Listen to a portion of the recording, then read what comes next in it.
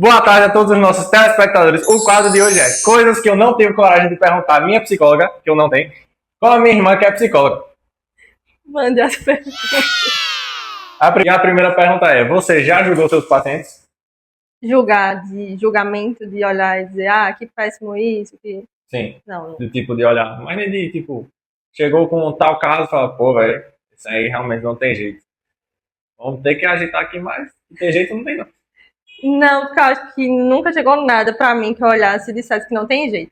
Tem coisa que eu olho e penso assim, nossa, vai dar trabalho, porque é um trabalho longo, e você vai requerer tempo, às vezes vai precisar conversar com outros profissionais, ter outras pessoas ajudando.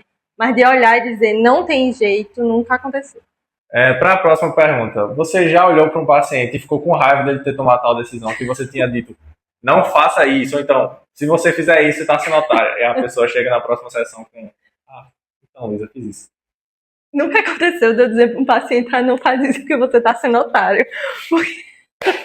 Não com essas palavras. Mas nem com outras palavras também. Mas eu acho que quando eu estou atendendo, eu tento não colocar o que Maria Luísa acharia. Porque é sobre o paciente e a vida dele.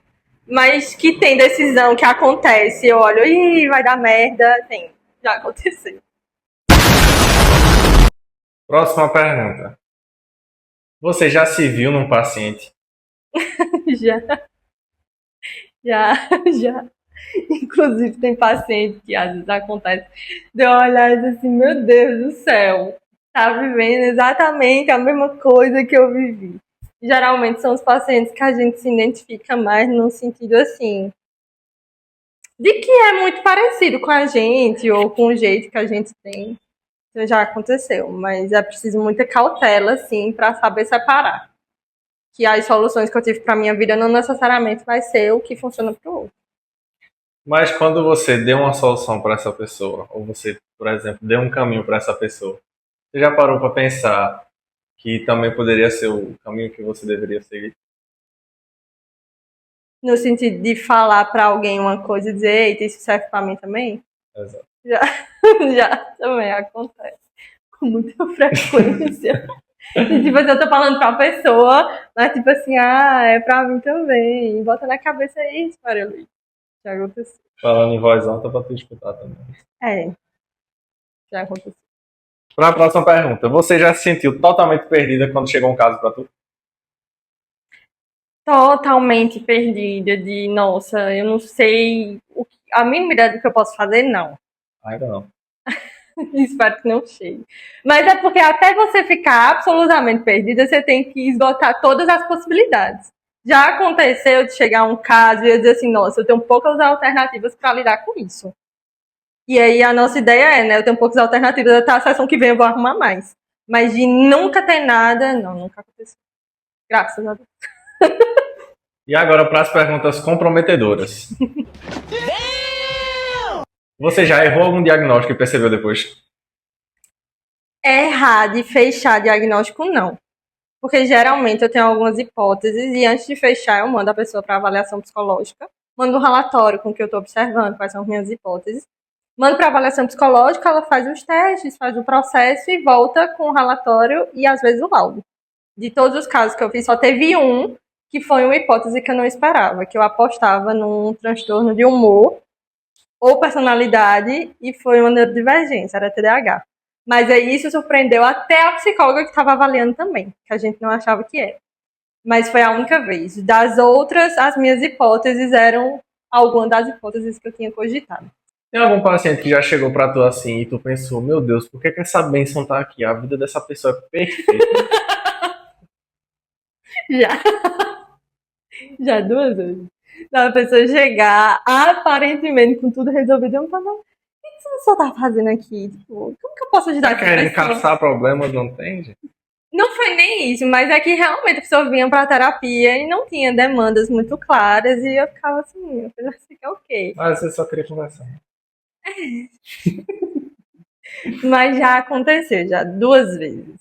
Mas as pessoas passaram um bom tempo no processo terapêutico. A gente foi encontrando algumas lacunas que a pessoa queria olhar para aquilo, enfim. Mas demorou a ter uma clareza da demanda. Porque nem sempre a pessoa chega na terapia sabendo o que é isso. Acontece muito mais do que você imagina. Mas já aconteceu. Maria Luísa, você já sentiu raiva de algum paciente?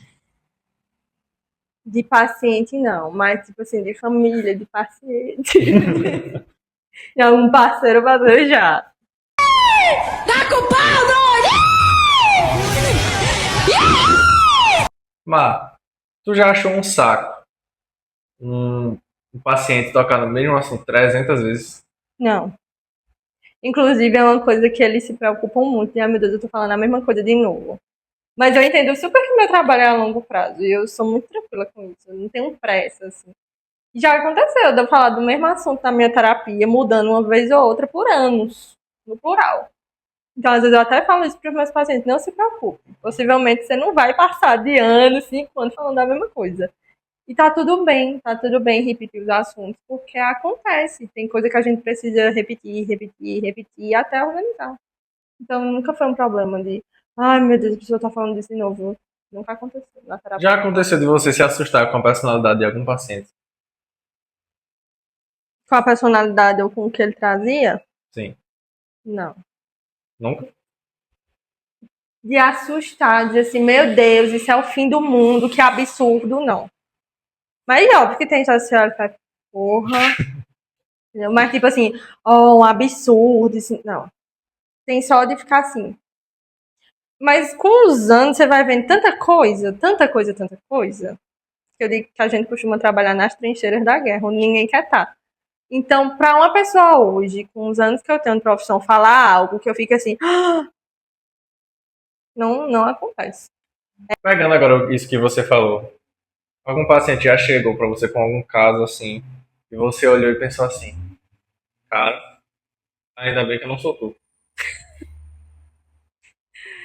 Não, já aconteceu com amigos. Amigos me contando alguma história e eu olhar e dizer assim, nossa, ainda bem que eu não tô na pele dessa pessoa. Mas aconteceu uma vez só. Mas com paciente nunca. Nossa, o pessoal engajou mesmo, né? Amo seus friends. Muito obrigado, muito obrigado.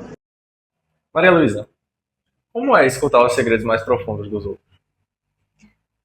Ah, eu acho uma responsa enorme, assim. Principalmente porque muitas vezes acontece da pessoa chegar e falar, ah, eu nunca contei isso pra ninguém.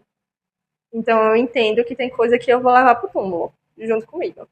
Eu brinco que o que se fala na terapia fica na terapia. Salvo exceções que a vida de alguém esteja em risco e a gente precisa quebrar o sigilo. Mas eu acho uma responsabilidade muito grande, de uma honra muito grande também, de você ser a pessoa que o outro confiou para falar coisas que às vezes ele nem gosta de ouvir. Então eu me sinto muito honrada por isso. Uma pergunta mais pessoal, a gente conta tudo pro psicólogo, eles têm a resposta, mas não passam pra gente, pede pra gente refletir, não era mais fácil, sem perda de tempo, eles já deram a resposta pra gente. Ô psicólogo, ajuda aí. Veja só, não é que a gente não dá resposta nenhuma, porque eu também não sou a favor de você ficar mandando a pessoa refletir e a pessoa não consegue juntar nem Lé com Cré, vai ficar todo mundo andando em círculos. Mas eu também não posso invadir o espaço do outro e dizer, eu acho que você tem que fazer isso. Porque normalmente é o que já está acontecendo na vida da pessoa. Todo mundo está mandando ela fazer alguma coisa, ou ela tem que ser de algum jeito.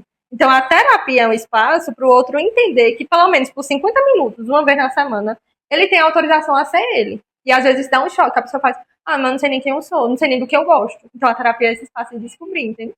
Por isso que a gente não pode ser tão invasivo para dar uma resposta. Mas se tem uma direção ou orientação, eu particularmente falo sobre isso.